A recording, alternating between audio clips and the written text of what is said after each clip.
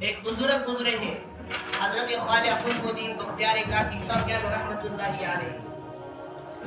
اس وقت پیروں کے پیر ولیوں کے ولی، بڑے اللہ والے، بڑے نیک، بڑے خدا سے ڈرنے والے.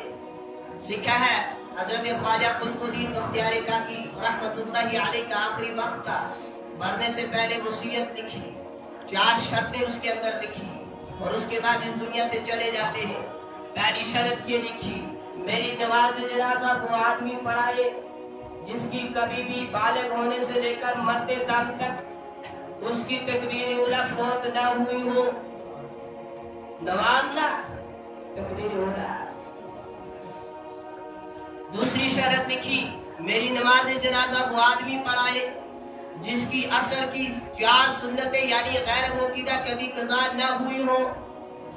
تیسری شرط لکھی، میری نماز جنازہ وہ آدمی پڑھائے جب سے وہ بالغ ہوا ہو تب سے لے کر مرتے دم تک کبھی اس کی تہجد نہ چھوٹی ہو.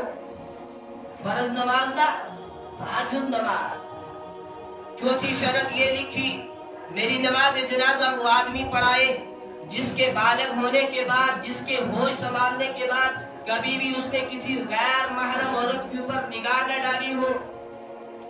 یہ شرطیں آسان ہے، یہ 4 شرطیں آسان ہیں، بڑی مشکل ہے.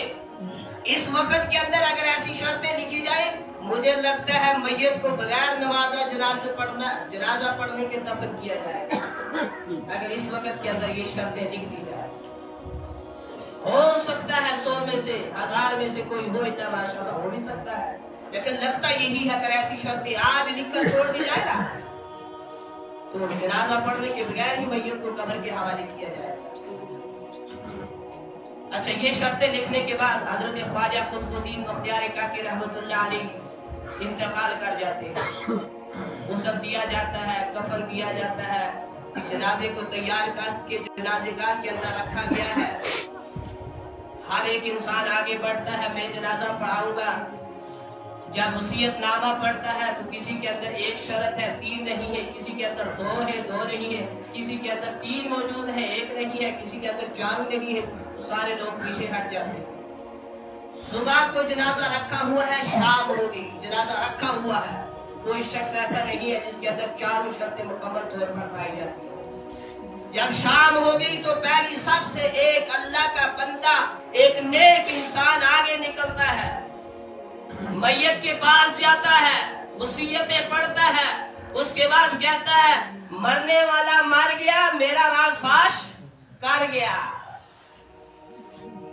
اس نے کہا، خواجہ بختیار کاکی رحمت اللہ علیہ سے کہا مخاطب کر کے، اگر میں آپ کی نماز جنازہ نہیں پڑھتا ہوں، بنا نماز جنازہ پڑھنے کو آپ کو دفن کیا جائے گا، اور اگر پڑھتا ہوں تو میرا راز فاش ہو جاتا ہے. اور کہنے لگے، الحمدللہ میں وہ انسان ہوں جس نے جب سے ہوش سنبھالا ہے تب سے لے کر آج تک میری تکبیر اولیٰ کبھی چھوٹی نہیں ہے. الحمدللہ میں وہ انسان ہوں جس نے ہوش سنبھالنے سے لے کر آج تک کبھی عصر نماز کی غیر موقیدہ 4 سنتیں قضا نہیں ہوئی ہے. الحمدللہ میں وہ اللہ کا بندہ ہوں جس نے ہوش سنبھالنے سے لے کر آج تک کبھی کسی غیر عورت کو نہیں دیکھا. الحمدللہ میں وہ بندہ ہوں جس نے ہوش سنبھالنے سے لے کر آج تک کبھی تہجد نماز قضا نہیں کی ہے.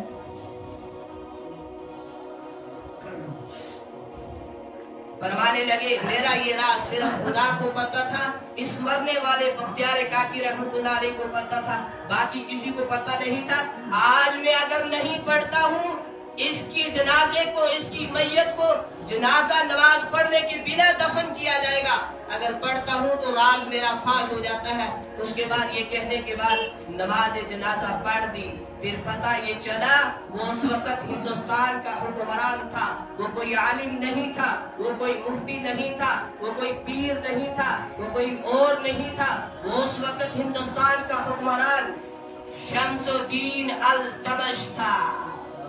وہ اس وقت ہندوستان کا بادشاہ تھا جس کا نام شمس الدین التمش تھا.